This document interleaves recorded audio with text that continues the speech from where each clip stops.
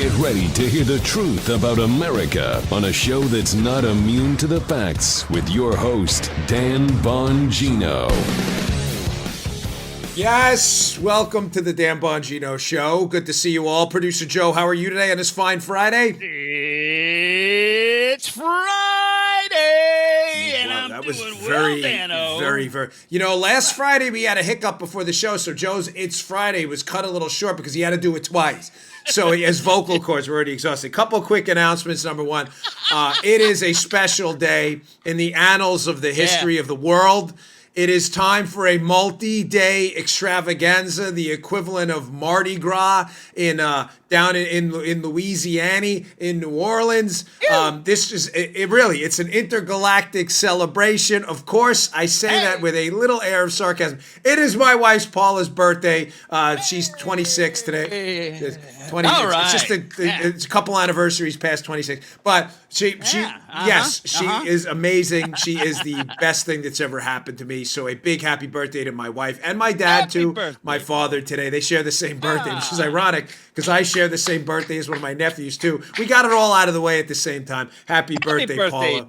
Daddy. Love Danny. you to death. Danny's daddy. Yeah, man, he's a cool cat too. So, and one more thing, my first New York book signing ever. You know, I don't do a lot of book signings. I only usually do 2 or 3. Actually, I usually only do 1 after each book, but we're expanding this time. We're going to do like 2 or 3 max. New York, September 24th, Tuesday, 7 p.m. Book review. That's REVUE. Tuesday, September 24th, 7 p.m. Huntington, New York. Book review on Long Island. I will put it up in the show notes today at Bongino.com. The information, it's on my Twitter, on my Facebook there as well. You can check it out. I would love to see you there. Say hello. I spend a lot of time at these things. They usually have to kick me out because I spend so much time talking. Okay, announcements over. Stacked show today. Here we go. They are trying the Russia thing again. You are never going to believe this. Yes, don't go anywhere. Let's get right to it. Today's show brought to you by our buddies at WaxRx. You know how much I love my sponsors. This is one of those products I can't recommend highly enough because I had a real problem, I kid you not, with earwax buildup in my ears. I got to wear these IFBs all the time, not only now, but when I was with the Secret Service as well. You know, the squiggly earpiece, that's the thing, always in the ear. I couldn't get rid of it. And you can't stick those cotton swabs in your ears. That's not what they're for. They're for cleaning the outside of your ears. It's actually very dangerous to do that. It's not the sexiest product in the world, WaxRx, but here's a customer review we got. Shows you how great this is. I used to have to go to the doctor twice a year to get rid of my stubborn, hardened earwax. With my rising cost of healthcare and thus double deductible, I'd have to spend $60 per visit, $120 a year to treat my ears. Now I can do it myself with WaxRx and a significant savings. It doesn't require me to miss a half a day of work. Right now, try the WaxRx system by typing in GoWaxRx.com. That's GoWaxRx.com. Use offer code Dan at checkout for free shipping. Look at this. It can't get any easier to use. There's the WaxRx system. Whoa. Gentle spray into the ear. First, you treat your ears with the drops they send you, and then you rinse them out nice with the little nozzle. Very nice, gentle spray. You're going to be shocked at what comes out of those ears. Folks, it works. It is really good. My family uses it. Don't wait. You have no idea what you might be missing because of inner earwax. Who knows? It might just change your life. GoWaxRx.com. The website, GoWaxRx.com. Use offer code Dan. All right, let's go. Yes, they are using the Russia story again. Listen, ladies and gentlemen, I am no fan of Tulsi Gabbard. She's a Democrat candidate for president. I think she took a couple ridiculous shots at President Trump the other day. But regardless, I am a fan of law, order, and fairness. We know enemies of freedom within the United States, people who want to usher in the police state, Joseph, that those enemies of freedom have been using now for over a decade, the colluded with Russia, fill in the blank movie script forever. It has been a constant theme on this show. Headline, Democrats are going at it, radical Democrats again. What happened? Tulsi Gabbard was on the debate stage the other night on round 2, and she just filleted Kamala Harris. We have all the sound clips in yesterday's show, episode 1035, if you want to check them out. Kamala Harris is one of the front runners in this race right now, along with Joe Biden. Apparently, some Democrats got upset. So, Joe, what leaks? Oh, conveniently, what leaks? Yes. Here's an article at The Intercept by Glenn Greenwald, not a conservative, by the way, a very liberal guy, but a guy who is very, like me, frightened by the advance of the police state. Glenn Greenwald, February 3rd, 2019. This is important. Look at this. This is what happened. This is what broke a little while ago here. This is it. NBC News to claim Russia supports Tulsi Gabbard relies on firm that was caught fabricating data for the Democrat Party. So this is now coming out again. This story. This was back in February, but this is now coming out again. This is being pushed and advanced. The same exact. Keep in mind, this is right around the time Tulsi announced, and people started to get some support amongst even some libertarians. Now you're seeing this story. Just go to Twitter. You will see this story everywhere about the Russians. Not that story by Greenwald. This is the story that knocks this stuff to the ground. You're going to see this Russia pushing Tulsi Gabbard story everywhere. Now, from Greenwald's piece, this is really good stuff, ladies and gentlemen. NBC News published a predictably viral story Friday. Again, this is back in February, claiming that experts who track websites and social media linked to Russia have seen stirrings of a possible campaign of support for Hawaii Democrat Tulsi Gabbard. The Russians are back. You're going to see this story everywhere today. But the whole story was a sham. The only expert cited by NBC in support of its key claim was the firm New Knowledge. Where do we find New Knowledge? That sounds familiar. I always say remember the names. New Knowledge. Oh, the same firm that got caught by the New York Times fabricating Russian troll accounts on behalf of the Democrat Party in Alabama in their Senate race to manufacture false accusations that the Kremlin was interfering in the Roy Moore, Doug Jones election. Ladies and gentlemen, this is important. Greenwald has already exposed this company, New Knowledge, for ridiculous, absurd allegations against, listen, whether you love or hate these guys, Doug Jones, Roy Moore, Tulsi Gabbard, Kamala Harris, whatever. Right.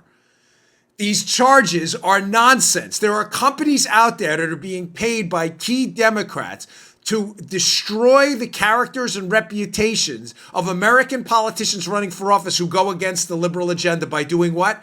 By tying them to Russia. It's the entire premise of my second book on Spygate, Exonerated, when we just talked about the book signing a minute ago. It's the entire premise. They trot this out every time. Folks, the story has already been debunked, and they're still trotting this out to attack Gabbard. Again, I'm not a fan of Gabbard. I support the president, and I thought her charges against the president were ridiculous. But ladies and gentlemen, why am I bringing this up first? I always think hard about what story is going to come first because I don't want to lose anyone on like a so-so story. This is critical. Why? Because I told you about that, not argument, but that back and forth I had with the gentleman in the gym who was, once the Mueller hearing was over, was sure that the Democrats were going to stop with the Russia stuff. No. Ladies and gentlemen, they won't. You are always going to have friendlies in the media who will advance an enemy of the Democrat Party is tied to Russia story using the movie script every single time. It is a simple movie script where they just change the character, the bad guy, from Venom to Thanos to Mysterio. It's the same story every time. The bad guy is Trump. The bad guy is Gabbard. The bad guy is Roy Moore. The bad guy is John McCain. The whole book, my second book, is a diagrammatic account of how they do this every single time and got busted. They don't care that they got busted. These people already got nailed months ago. And go to Twitter and Facebook. I'm not kidding. You're going to see these stories again about how Gabbard is a Russian stooge. Listen, some of this stuff I think on her foreign policy is extremely questionable. And some of her meetings even worse. But she's a Russian stooge, an agent of Russia, based on a company that already got busted creating their own fake Russian troll accounts? Folks, take a deep breath. Before you believe any of this stupidity. Just a matter of time before this came around again. Just a matter of time, Dano. Every single time. Russia, Russia. Folks, every single time. So there you go. All right, important story nonetheless. Okay, let's move on. A lot of big news to get you today. Friday, get to you today. I don't want to lose the weekend and you guys being left in an information black hole. Decent jobs number just came out. Job numbers announced this morning. Friday morning came out around, I think it was 8:30 or so. 164,000 jobs, as reported by the Wall Street Journal, added in July. Solid number. A sliver under the prediction. The prediction was for 165. So, ladies and gentlemen, for all intents and purposes, it was the same as the predictions. Solid number. U.S. economy added 164,000 jobs in July. Some takeaways from this, folks.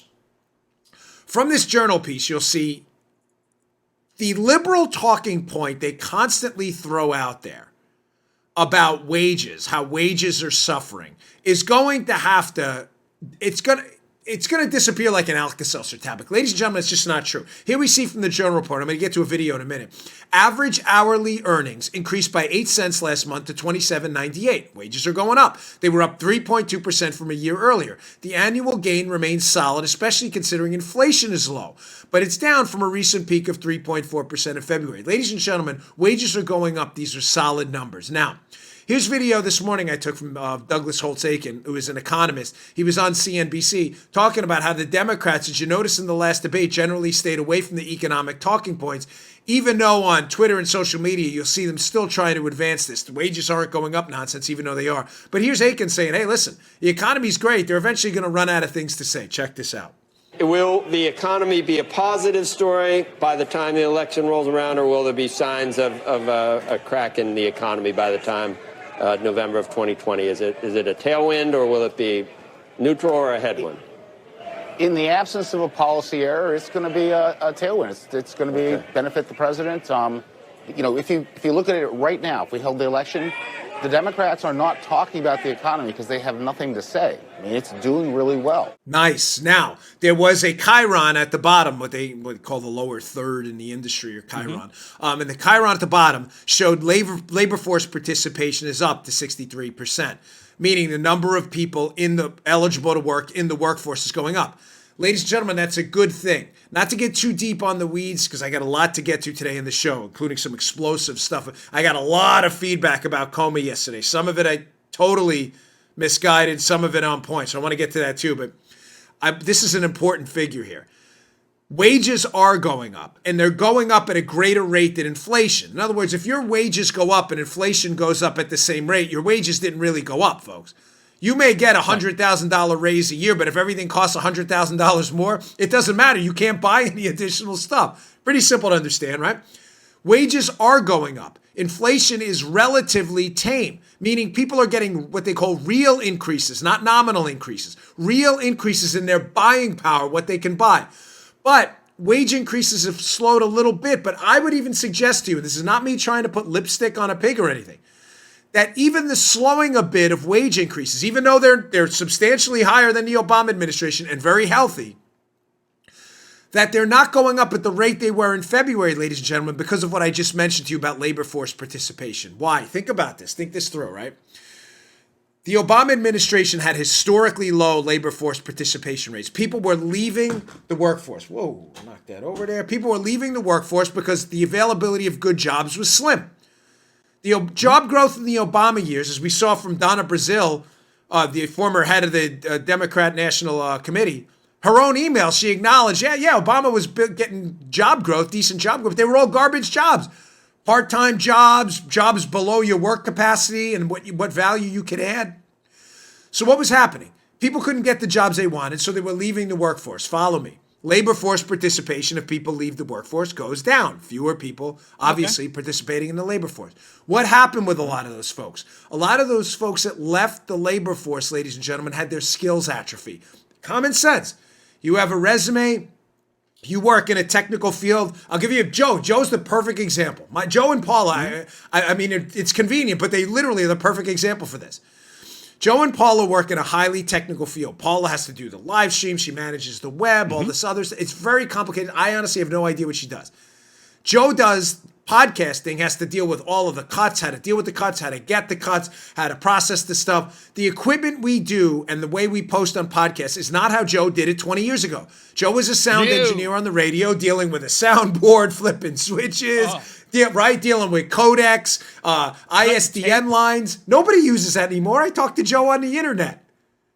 That's how it works. We don't even use Skype anymore. The technology has gotten past. If Joe was out of the workforce, and Joe, correct me if I'm wrong, for 5 years and came back in, Joe, there'd be a steep learning curve for you to figure out how to do this podcast stuff, right? I'm not crazy, right? I might be lost, man. That's how fast this stuff changes. Now, if that were the case, but I like Joe, I'd hire him. I'd say, Joe, I'm going to hire you at a little lower salary, or I'm going to hire at a little lower reimbursement rate if I had hired him, because I got to train you. Now, because Joe, you get what I'm saying, folks? That's what's keeping the wage growth down. You had so many people on the sidelines in the Obama years because the availability of jobs that met their skills weren't there, that a lot of their skills have atrophied. Now that the Trump economy is in fuego, is on fire, a lot of these folks, these men and women, are coming back into the workforce, but at a little bit lower wages than they would have had if they would have stayed in the workforce. So what I'm trying to suggest to you is even the fact that wage growth is slowed a tad, even that's not a bad sign because labor force participation is going up. Don't be fooled by the liberal talking points. The economy is very sophisticated now. We're not an agricultural economy anymore like we were 150 years ago. You go outside, you till a field, you sell your goods. It's not what we do now. Even Paula, who's like one of the best web designer I've ever had to figure out how to do all this live stream stuff, this video stuff. It was a small operation, folks. She had to learn it. I don't know what she does. If she was gone for 5 years, gosh, who knows how long it would have taken us to figure out how to do this video show.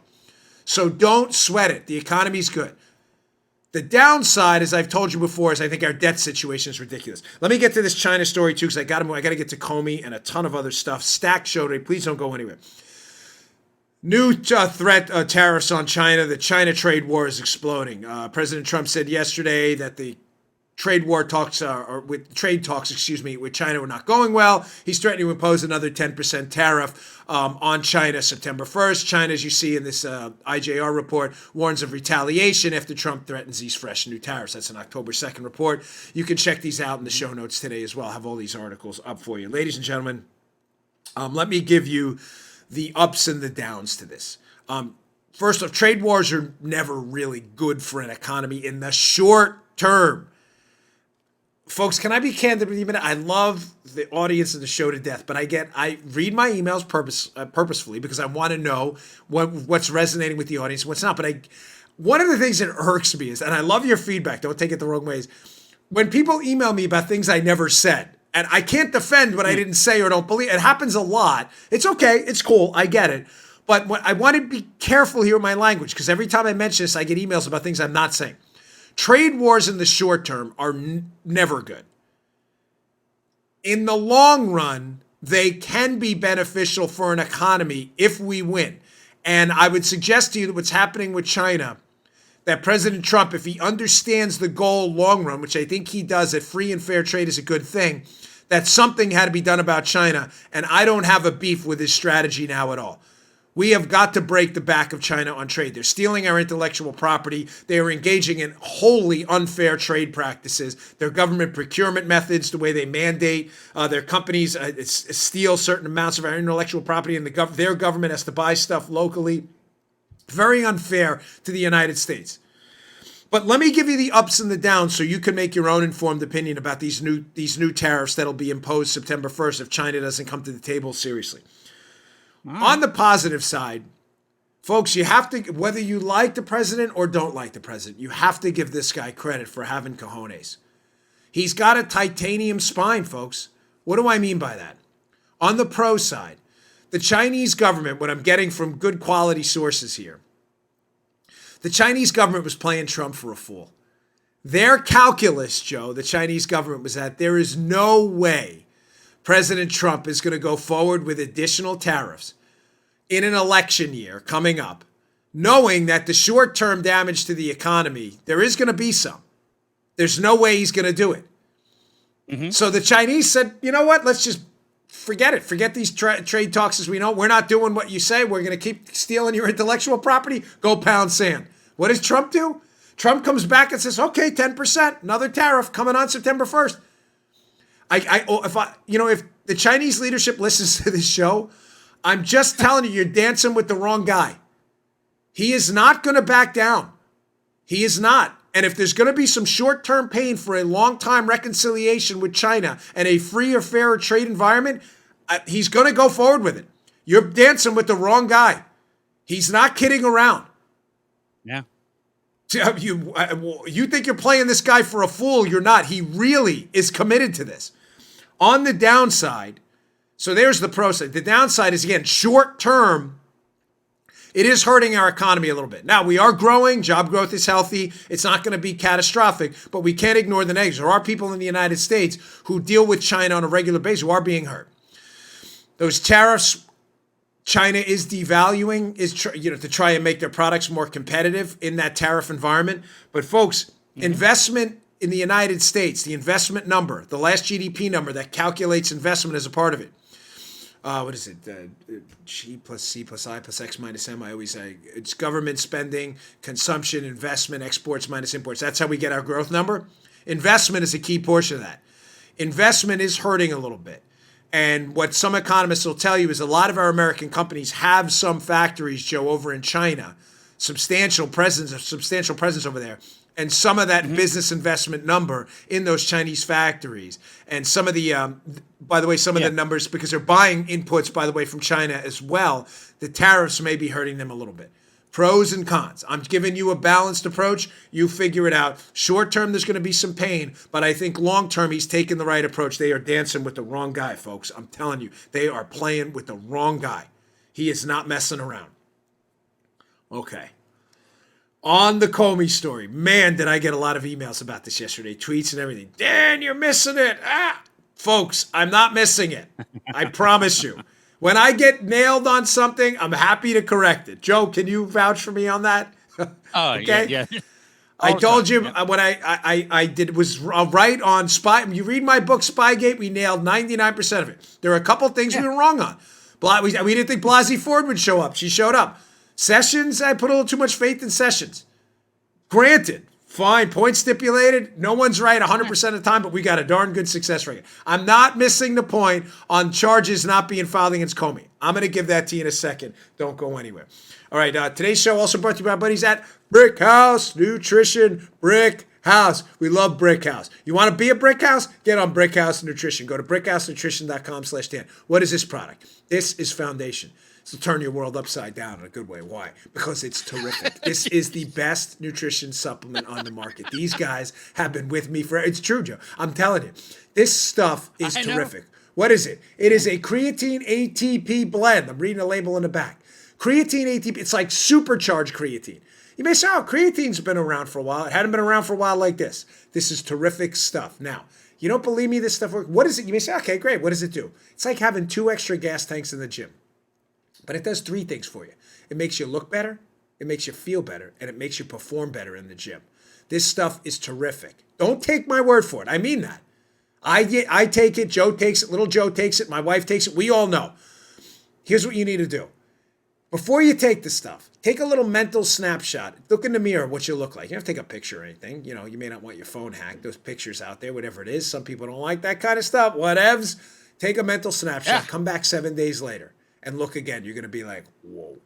Take a little log it with you in the gym. Take a little note. How many push-ups you do, bench press, squat, whatever. Come back 7 days later. This stuff Foundation is killer. It works. You will feel great on it. It is awesome.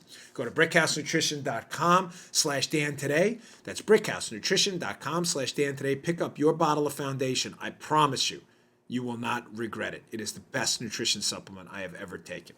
Okay. So getting back to the Comey story. Folks, I get what's going on, okay? I understand.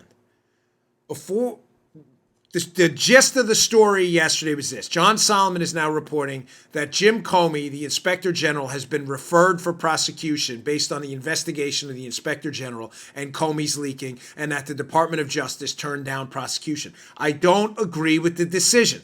A lot of folks emailed me yesterday, you're missing the point. There's a bigger plan here to get Comey. Fine. I'm not suggesting that Bill Barr is incompetent. I just don't think this prosecutorial strategy is going to work. I will get to that in a second. First, I want to play some video from last night. This is John Solomon on Hannity's show. I was on right after him last night on the show. John Solomon explaining. So I'm going to give you the pro and the con, right?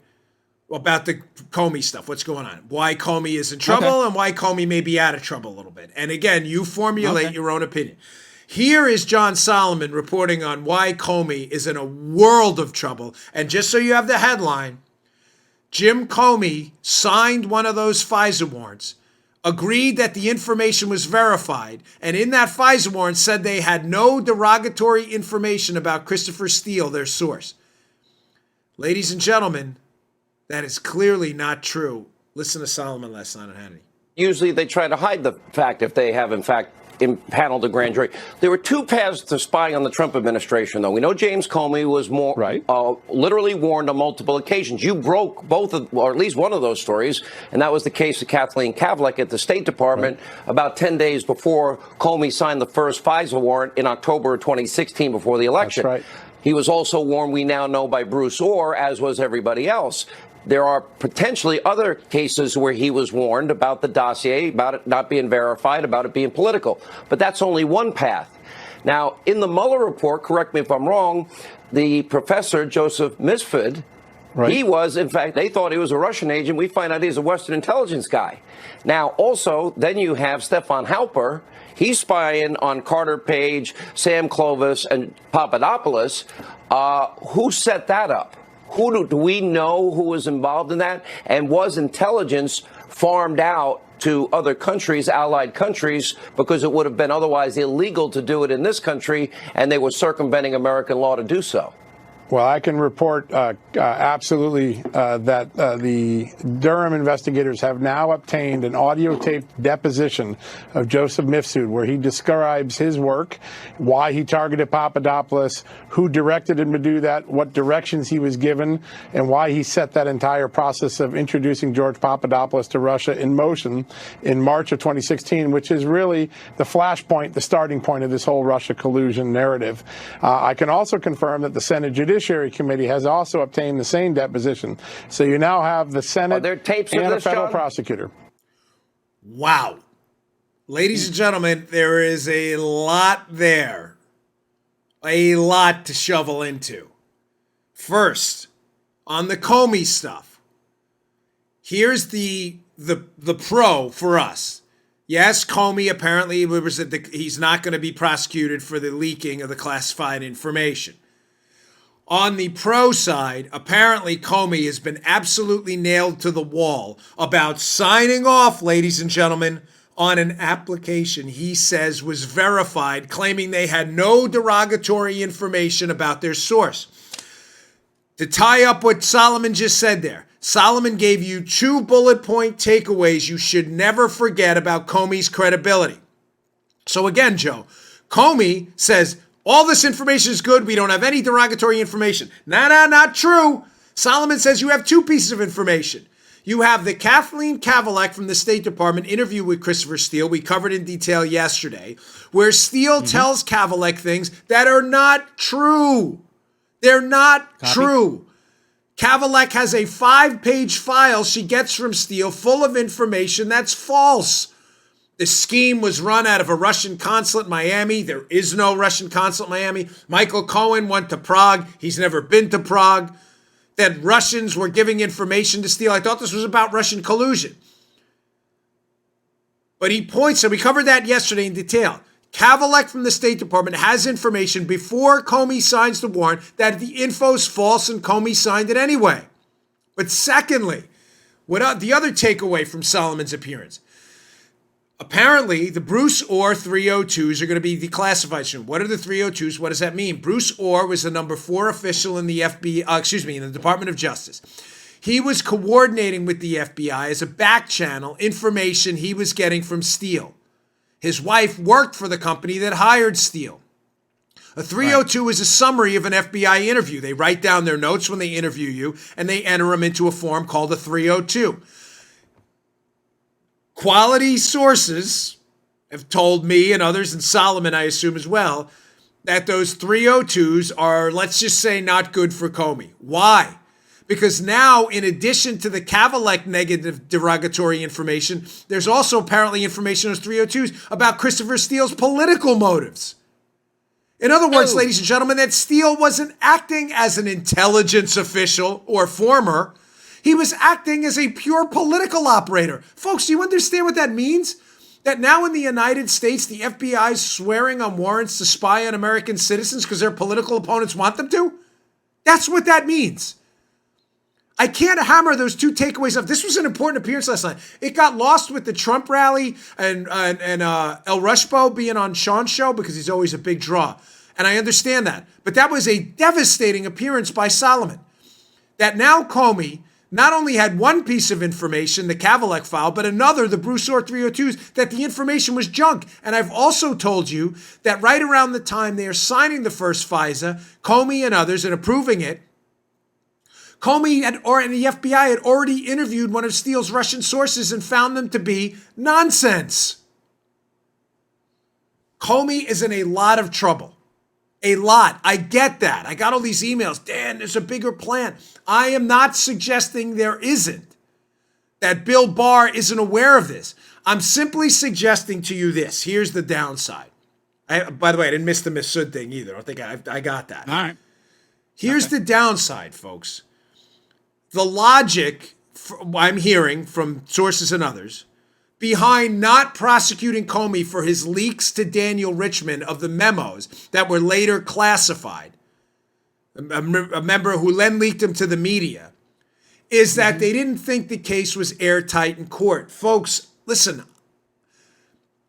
this is not like, hey, look, let me pat myself on the back. I did this for 12 years. I worked federal cases, not just one, a lot of very big ones. I'm not speaking with forked tongue. When you have a big fish like Comey, the former director of the FBI, who is clearly right now a key player in the most corrupt political spying scandal in modern American history, without a doubt, you're not always going to get, Joe, an airtight case. Now, let me show you what the failings in the case were, why the government failed to go forward, and I'll explain to you why that's a poor strategy in a minute. Let's go to our friend Undercover Huber at John W. Huber on Twitter, one of the best accounts out there. He has 2 tweets. Now, keep in mind, I'm taking 2 tweets from it's a thread. He doesn't agree about failing to prosecute Comey. He's just giving you the reasons. I just want to be clear so no one tweets nastygrams to him. He's just giving you the government's logic behind not doing it, the DOJ. We clear on that? So here are the tweets. He says one of the reasons DOJ basically didn't prosecute Comey is because Comey also didn't leak certain contents, Joe, of some of the memos that remain secret to this day, i.e. whether Flynn was under FISA, Trump's calls with Putin, etc. These are still redacted by the FBI, and we don't know their content. To a judge and a jury, this would show that Comey was being somewhat selective about what he leaked. You track that? Folks, you track where Undercover Huber's going with this. Yeah, we're good. Certain portions of the memos Comey did not leak. He kept some of them redacted, and they're still redacted to this day. So even though some information that was later classified was leaked, some of it was kept out. Comey in court will be like, hey, look, we were being careful. Tweet number 2 about why they didn't prosecute. Also, the classified memo was retrospectively classified by the FBI after Comey had already leaked it. His defense here would be that he didn't know it was classified at the time. Comey can also say he classified some memos at secret level and didn't leak them. So in other words, some information that was leaked to the media through Comey's friend was only classified later. By the way, I've read his tweets verbatim. For those of you who may criticize the language of it, those are his tweets. Fair enough. Good. Now, again, Huber thinks that they should have won forward, and so do I. Now, folks, again, I'm giving you the data. One of the reasons why Barr's DOJ said this is not an airtight case, we shouldn't go forward. Folks, I entirely disagree. I've done these cases. I've worked these cases. I'll tell you about a case we worked. I'm not going to give you all the details. I'm not going to bore you to death. But we had a guy involved in a major international credit card fraud scheme. Hundreds of millions of dollars. The guy was a bit player. He was a bit player, but he had unquestionably committed crimes. We had him on tape.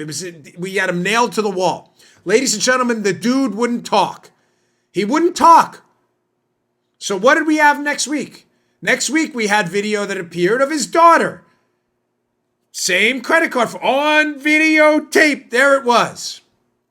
The guy was a bit player. The daughter was an even bigger bit player. There's no question in my mind she committed a crime, no. Was the case airtight? No. Was probable cause there for an arrest? Undoubtedly. 100%. What did we do? Went out, picked up the daughter. Why? All of a sudden, Dad wanted to talk. There we go. There we go is right. You don't want to do the time, don't do the crime. It's not my fault you got your daughter involved. All of a sudden, we started getting information about the bigger fish and the bigger fish and the bigger fish.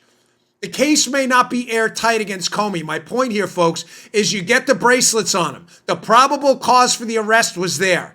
Get him in the system, get him talking, get him softened up. Make him go hire a lawyer. Oh, where does that strategy sound familiar, Joe? Where did this happen before? To Mike Flynn, Michael Cohen, Paul Manafort, George Papadopoulos, and just about anyone else that touched the Trump orbit. I disagree. I'm sorry. I disagree from experience. And a lot of folks email me, you're missing the bigger point. I'm not missing the bigger point. The bigger point is you get Comey in the system. You had PC to arrest him. You serve the warrant. You serve a search warrant at his house. You soften him up. You get the bracelets on him. You interview him. Listen, if you lose the case later, fine. He's the big fish. He knows everything. I think it was a mistake. I'm sorry, and I'm not changing my mind. I deeply appreciate your feedback. info@bongino.com. Send us your emails. We read them. I mean that. But I disagree. I don't think... I think there is a bigger plan to nail Comey to the wall, but I think prosecutorially, you're making a mistake by not getting him on the lower level stuff to soften him up to talk about the bigger stuff. Joe, is that making sense? Yeah.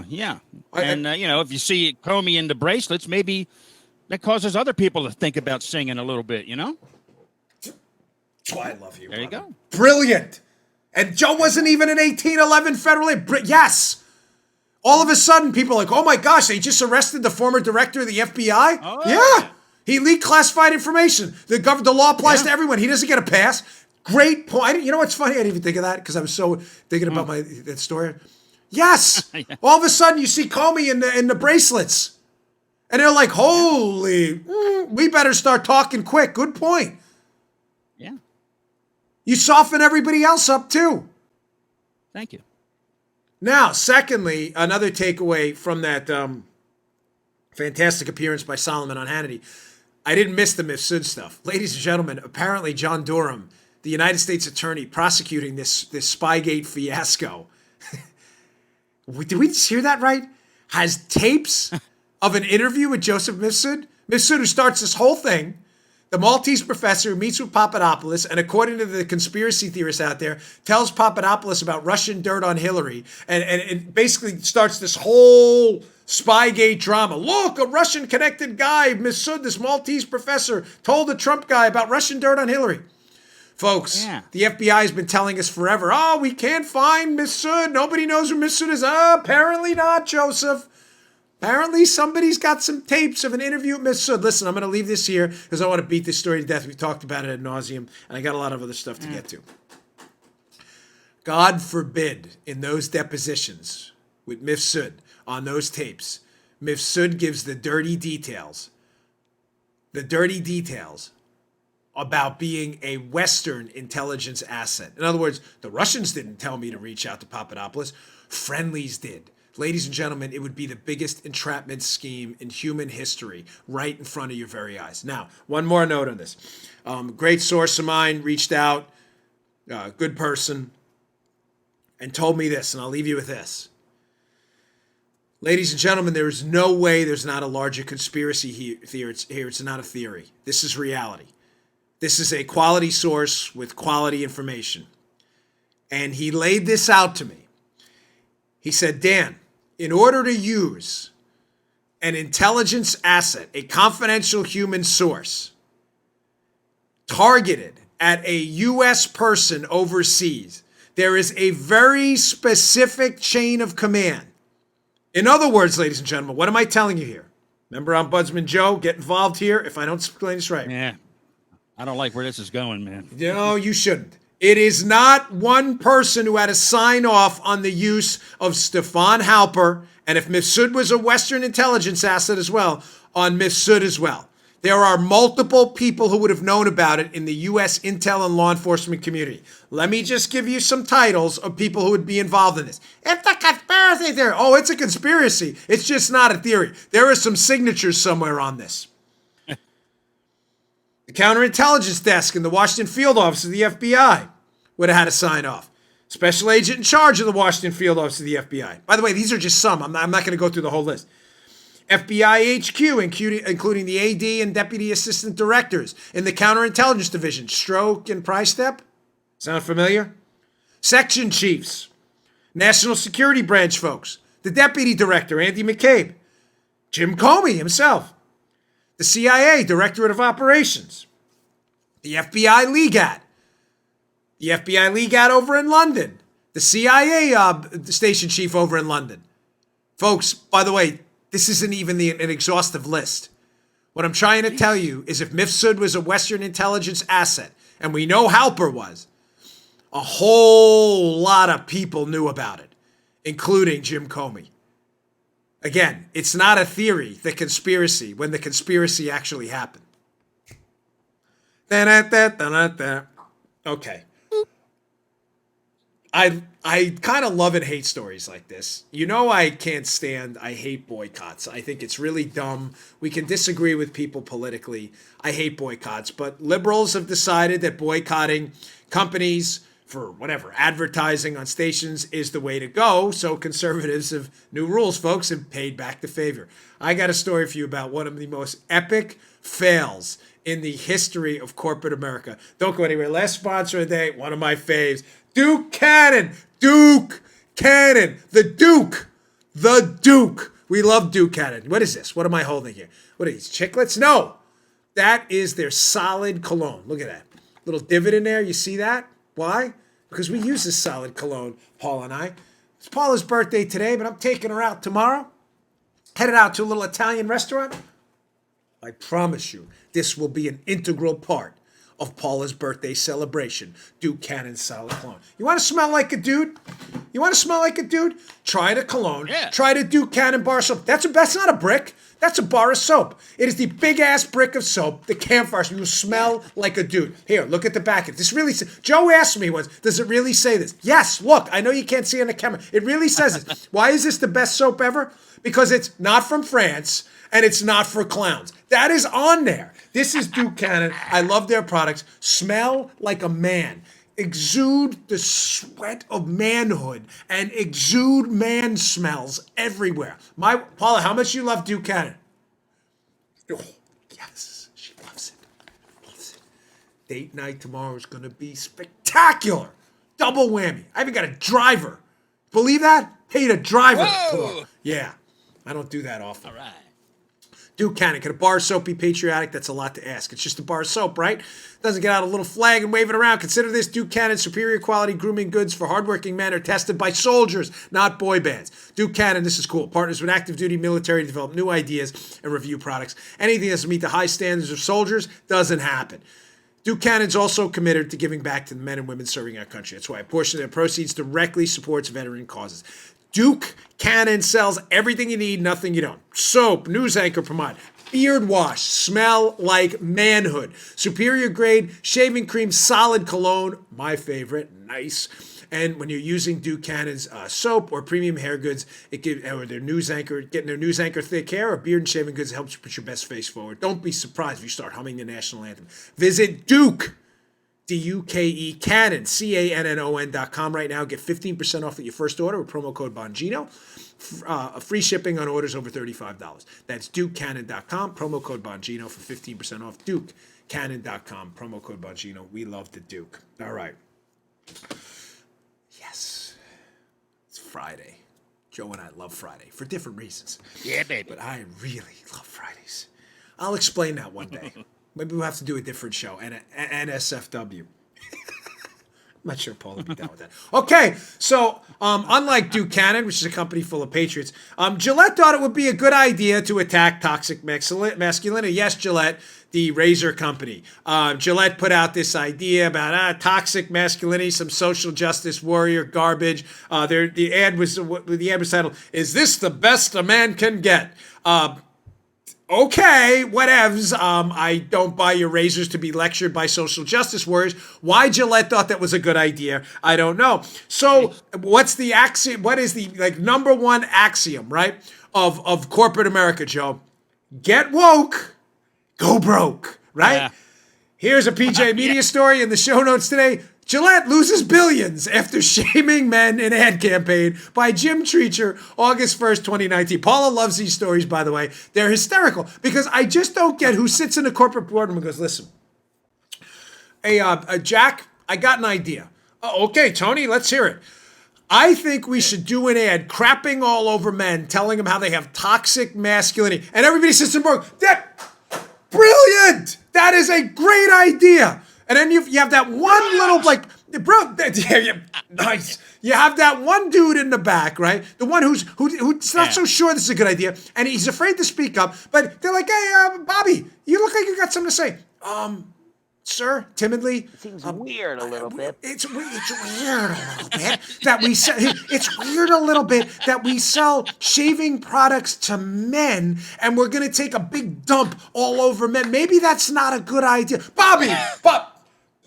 Get this guy, escort him out immediately. The same bracelets you're going to put on Jim Comey, put him in the bracelets, handcuffs, get him out of here. Prosecute this guy for felonious mopery in the umpteenth degree. This guy's not woke enough. Get him out, haul him out. Everybody get a bamboo stick and hit him on the back on the way out, as a matter of fact. Bobby, immediately fired. Matter of fact, retroactively claims his last 6 months of salary. It's like a reverse severance. There's always one guy who objects. Yeah. Gillette, folks, I'm not making this up, took an $8 billion write-down. Billion. This is not an Austin Powers. $1 billion with a B write-down. Wow. Whose stupid idea was this? Now, folks, we've seen this before. Netflix. Remember Netflix? We're not going to Georgia. They won't allow life to be terminated in the womb up to 9 months, Georgia. They passed pro-life stuff. We are not going to go to Georgia. Netflix was supposed to add 352,000 subscribers that period. Right after that announcement, they lost 160,000. That's a big difference. Up, down, up, down. Here's the zero line. Negative supposed to be, Netflix supposed to be above, negative below. Zero, negative, positive above. Netflix here, negative. Get woke, go broke. And you know what, folks? I hate boycotts. I do. They're stupid. You should buy products because they're good or bad. It's how an efficient economy works. But new rules, folks.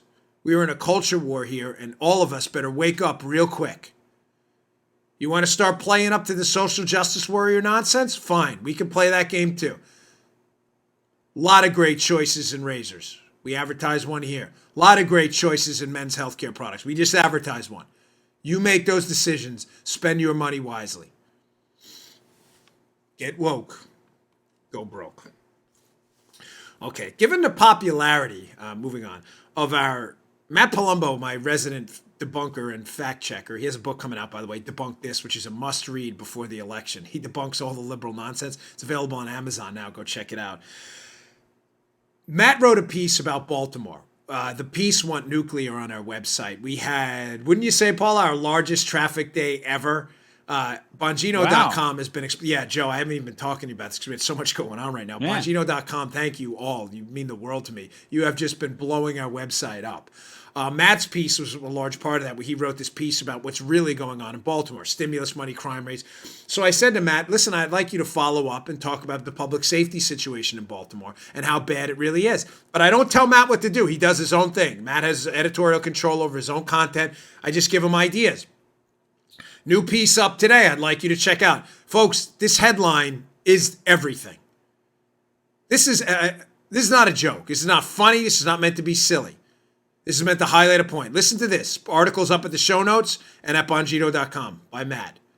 If Baltimore were a country, it would be the world's third most dangerous. Folks, this is not funny. This is not a joke. It's not silly stuff. It's not silly time. I can't say this enough. These are our people, our citizens in our country in one of our cities. They live in a city that would literally be, if it were a country, the world's third most dangerous. Paula, put up that chart. This is in the piece at the show notes. Baltimore's homicide rate by area, the murder rate per 100,000 people, Joe, would rank only behind El Salvador and Jamaica, slightly ahead of Honduras, if it were a country. Folks, that is unforgivable. Why has that happened? We know why.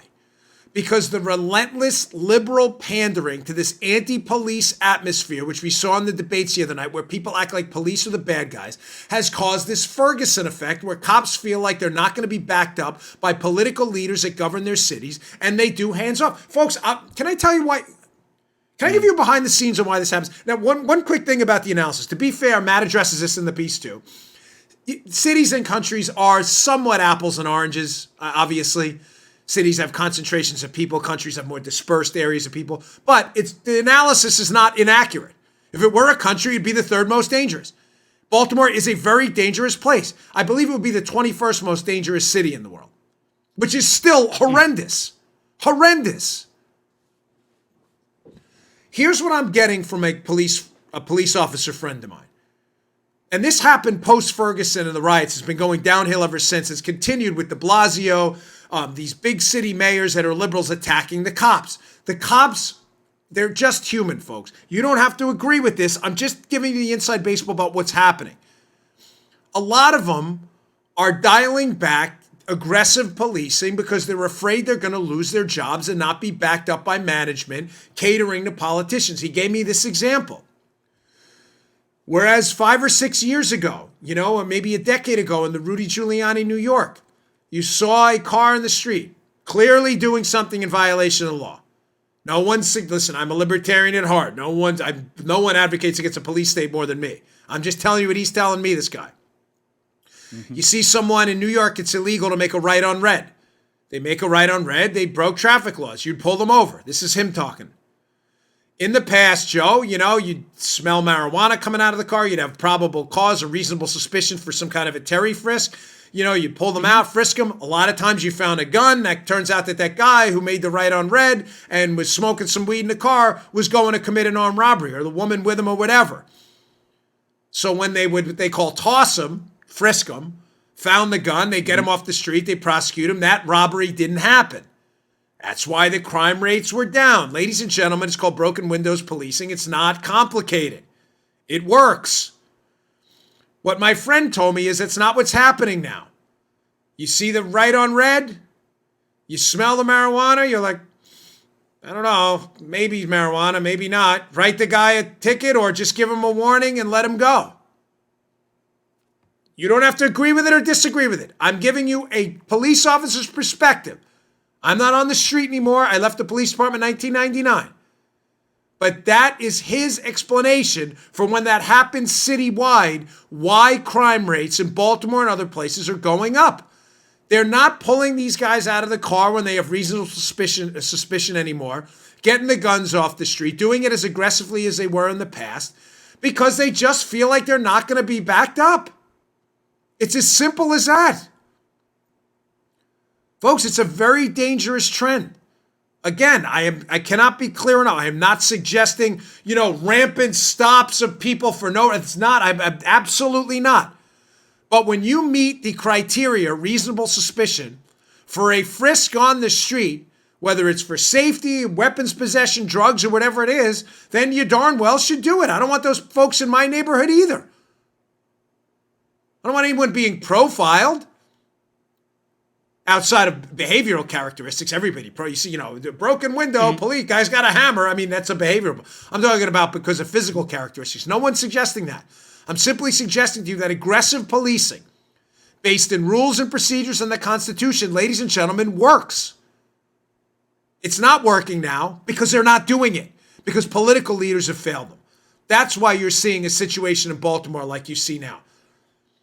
Listen, we have a lot of police officers that listen to the show. If you think I'm wrong and my friend's wrong, fair enough. Shoot us an email, shoot us a tweet, DM us on Twitter, Facebook, whatever it may be. I'd love to hear your opinion. I have said this before. I've never gotten a no on that. Just letting you know. Okay, last story of the week, how I missed this the last few days. I'm sorry. We've been so This has been such a stacked week of shows. It's been our best week ever for listenership, so a big thank you to you. Yeah. Folks, it's just fascinating how liberals, whenever you want to see what a liberal, whenever liberals attack conservatives for something, it's typically something liberals are doing themselves.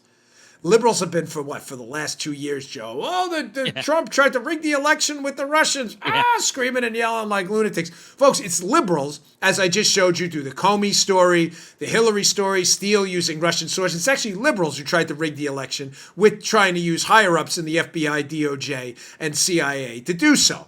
It's not us, it's the liberals. But it's fascinating about rigging elections, how the liberals are doing this right now, and the mainstream media has largely ignored the story through that narrative lens. Check out this story in California. California, unbelievably, is trying to ban Trump from this is a real story. Wall Street Journal, July 31st, 2019. The headline is literally, California bans Trump. The state passes a law to bar Trump from the primary ballot. This is not a joke. Who's rigging elections now? Here's the story. Here's what happened. Gavin Newsom, far-left radical governor of California, driving the state into the ground, has now signed into the legislation into law a bill banning candidates that don't disclose their tax returns from appearing on the primary ballot. Clearly directed who? At Trump. Fine. You disagree with his opinion. You think Trump should disclose his tax returns. Ladies and gentlemen, great. Don't vote for him then. That's fair enough. But Joe, there's a document that clearly prescribes and lays out what has to be done for you to run for president. You may have heard of the document, Joe. It's called the Constitution. Have you heard of that one? Yeah. It's hard to find. That's it. Yeah, No, the Constitution, right? Not the Magna Carta, right? It's not the it's not the Accra Ghana Bill of Rights. It's the Constitution. The United States Constitution lays out very specific criteria to be president of the United States and no more.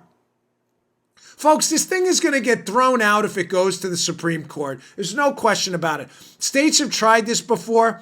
They've tried term limits at the state level on congressmen. It's been thrown out. The Constitution lays out the criteria for Congress, the Senate, the presidency. That is it. There is no state law that's going to supersede that. The point here is to point out the absurdity of liberals continuing to claim that Trump tried to rig the election when that's all the liberals have been doing for 2 years. A Russian collusion fairy tale, trying to abandon the Electoral College, trying to pack the Supreme Court, trying to get Trump electors after he won to not vote for Trump despite state laws showing that that's what they do, trying to throw out the Electoral College in total. It's the left that's losing their mind. It's not us. Those are the maniacs, not us. And now they're trying to keep him off the primary ballot. It's not going to work. It's stupid. But the fact that the Trump team has to waste their time in California with this kind of stupid insanity is utterly ridiculous. They can't keep him off the general election ballot, by the way. But this primary, it's just an insult and a slap in the face and another effort by what's largely by any economic measure now, a state on a downturn, sadly, to hit the Trump team for Gavin Newsom's political gain. It's really gross, stupid stuff. All right, folks, thanks again for a great week of shows, our best week ever. Please subscribe to this show on video, youtube.com/Bongino. It's free, of course. And on audio, you can go to Apple Podcasts, Google Podcasts. You can go to SoundCloud as well. Go check that out. We really appreciate it. And you can always listen on Bongino.com, where we had our biggest week of traffic ever. You all are the best. I owe it exclusively to you, the best audience in the business. Love you to death. See you all on Monday, folks. Thanks again for a great week. Take care. Good day, sir. Hey, thanks for tuning in. Today's show was brought to you by my buddies at Brickhouse Nutrition. They make some of the finest nutrition supplements on the market. My personal favorite is Foundation. Now, you don't hear anything shaking in there. Why?